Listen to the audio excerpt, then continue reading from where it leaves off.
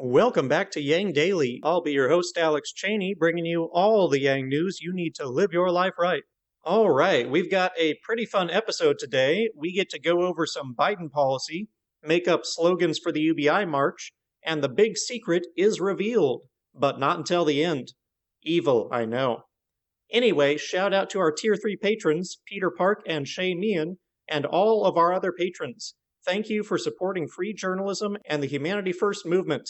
Also, I've had a bit of feedback that the barrier for non-patrons participating in polls is likely having to create a Patreon account. Even though it only takes a couple of minutes, I know how it is.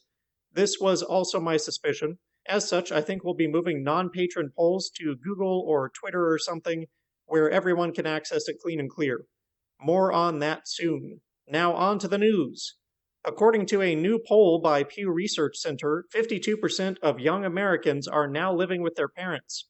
That number is the highest on record, according to Pew, slightly surpassing the 48% peak recorded during the Great Depression. But it's not all due to the crisis.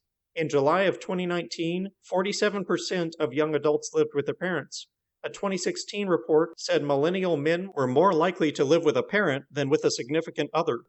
And a 2019 report found that millennials, already staggered by the 2008 financial crisis, are plagued by four main costs: college tuition, housing, healthcare, and childcare.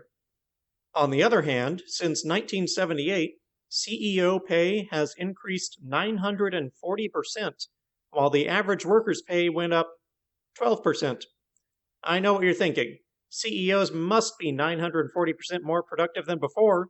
Sadly, no. Their productivity has not risen substantially, but what has is their control over setting their own compensation. Purely correlational, I'm sure. This, of course, massively fuels inequality. One idea that I've seen floating around for fixing this is increasing corporate tax rates based on the ratio of CEO to worker compensation.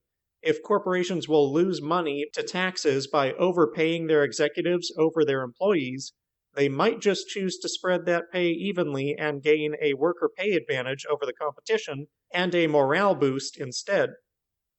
Matt brought up that Biden actually has a really great drug policy, and he seemed to think it was new. It's not, and this is the problem. Biden has a lot of great policy, but he doesn't communicate it, and people don't read his policy, and then they say he has no policy, based solely on what they've heard him talk about. The reality is, there is a great deal of overlap between Yang and Biden's policy platforms, and Biden even has some good policy that Yang does not, as vice versa. So I figured we should take a quick peek at some more Biden policy, focusing today on criminal justice reform. Biden has committed to shifting government focus from punishment of crime to prevention of crime, saving money and saving lives. Prevention is 100% the smart play, and getting there through financial incentives is the freedom-friendly approach. In order to do that, he will enact universal pre-K, increased funding for schools in poor districts, and free community college. Biden sees the value of these for not only making better citizens, but reducing the criminal population before they ever become criminals, which is evidence-based and 100% the way to go. Biden would hire social and healthcare workers to both train and accompany police on calls to deal with the mentally or physically ill or differently abled to prevent unnecessary violence and incarceration. Biden would increase funding for public defenders to ensure everyone has representation in court, a vital factor in creating a fair justice system. Also, apparently, Biden was a public defender at some point. Who knew? Biden would abolish mandatory minimum sentencing at the federal level, a policy which delivers excessive punishments for minor crimes, and he would incentivize states to make the same decision. This is pretty huge. Biden would decriminalize weed, expunge prior convictions for weed use, legalize weed for medical use, reclassify it as a Schedule II drug so that researchers can legally study it and banks can work with dispensaries, and leave it to the states to decide on legalizing recreational use. Biden would further decriminalize all drug use federally, sending users to treatment instead of prison, a practice which has proven effective at lowering drug use in Europe. He would incentivize states to do the same, making his drug policy basically the same as Yang's, short of legalizing recreational use federally.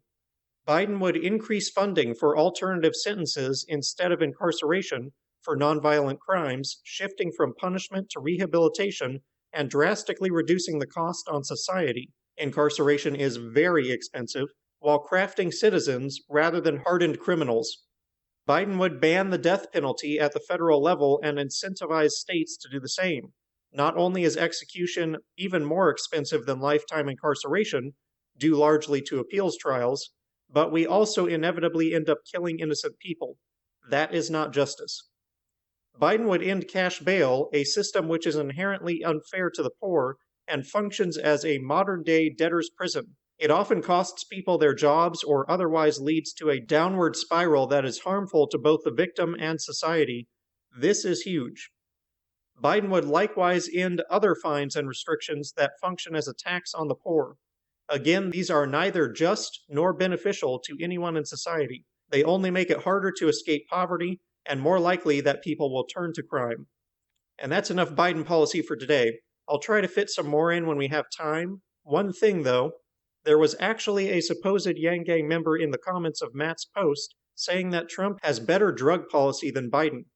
I say supposed because if this person believed in math and data, they would have looked at Trump's policy and found that he doesn't even have one, which is very representative of Trump's platform in general. Go check his website if you want to confirm that. All Trump says about drugs is that states should decide what to do about weed, meaning he doesn't have a plan to change anything. In fact, since he entered office, the only actions Trump has taken on drugs has been to oppose moves toward legalization of weed. Anyway, I've thrown together a thread with all of the Biden information in it that I would love your help in sharing around, particularly to any Yang Gang who do not plan to vote for Biden. They should have the facts before they make a decision.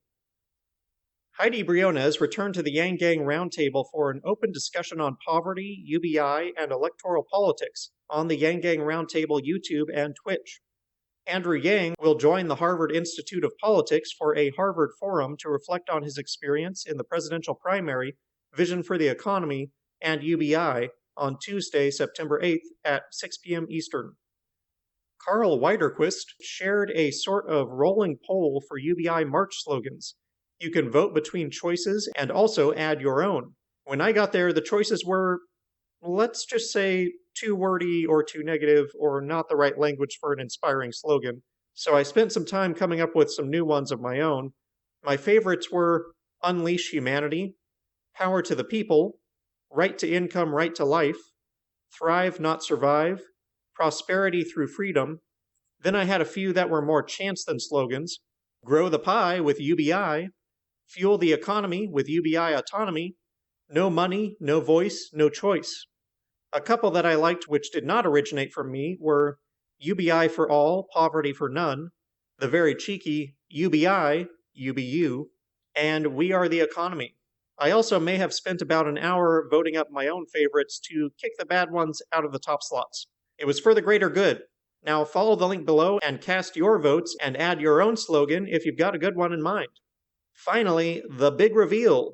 Rio has hosted me to talk about the evidence for and threat of authoritarianism in America on an episode of his Moving Forward podcast.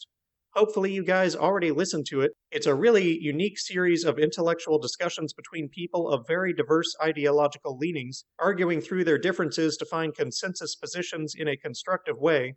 It's a model for what American politics should be. If you're not a listener, you might recall when I suggested their episodes on consensus foreign policy and Biden's healthcare policy. Anyway, you can follow the link below to listen to my discussion with Rio, where we lay out the case for why all patriots should be on high alert right now, as well as what we can maybe do to reverse the trend back toward democracy and liberty. Enjoy! And that'll do it for today's Yang Daily. Help spread awareness of Biden's great policies. Vote on and contribute your own slogans for the UBI March. Check out my episode on the Moving Forward podcast. Help recruit other organizations to the cause and get everyone to sign the UBI petition. Flood Congress and Trump with calls, tweets, and letters using the Resist Bot or Income Movement easy contacts below. If you need help, consult Humanity Forward, the Income Movement Aid Database, the Mission Asset Fund, United Way, or the H3 podcast thread. And don't forget to Yang Daily.